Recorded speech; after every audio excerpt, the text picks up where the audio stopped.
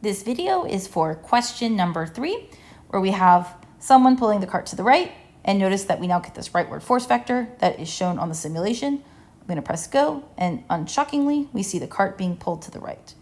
But let's pay attention to how the cart is moving. Check it out. Looks like it's getting faster and faster. Let's confirm. We'll put the speedometer on, and indeed, the cart goes faster and faster. All right, why? That's what we need to figure out.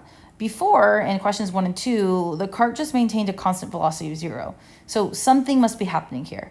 So the first thing we'll do is say, okay, draw a schema. Got to figure out what interactions are at play.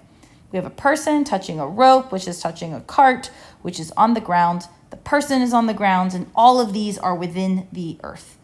And so what we are going to do is draw the schema.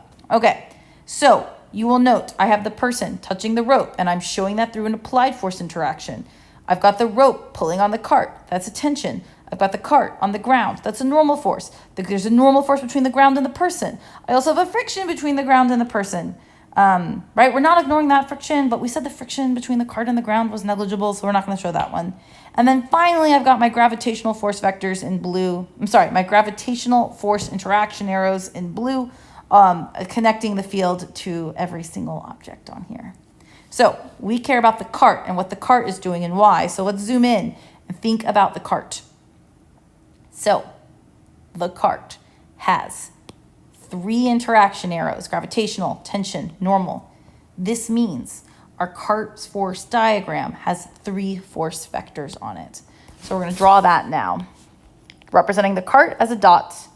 I don't really care about the cart's artistic representation because while that might be beautiful, it's going to get in the way of my force vector analysis. So just showing the cart as a dot. And like before, I have a gravitational force pointing down because this is the cart's force diagram.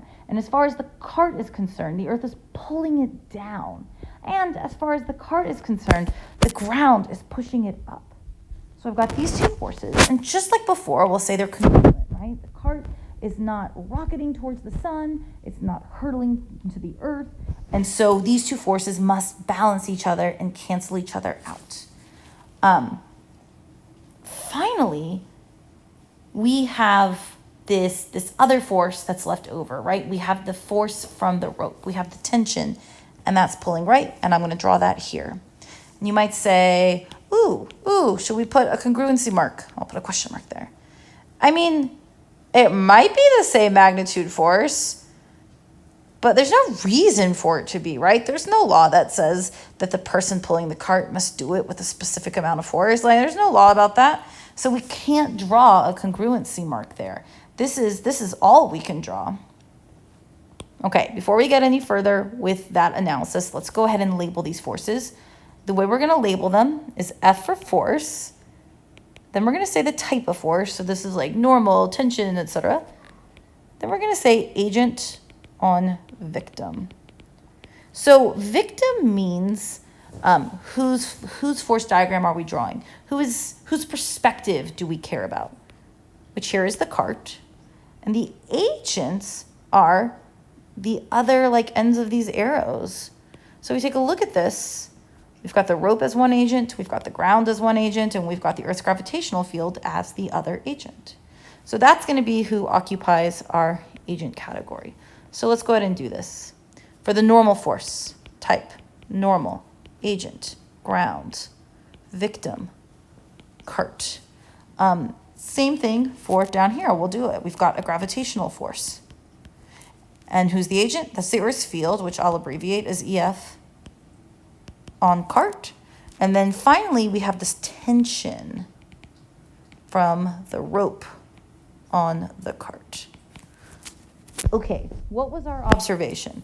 Our observation was that the mining cart sped up and got faster and faster. What are we seeing on the force diagram? Check it out.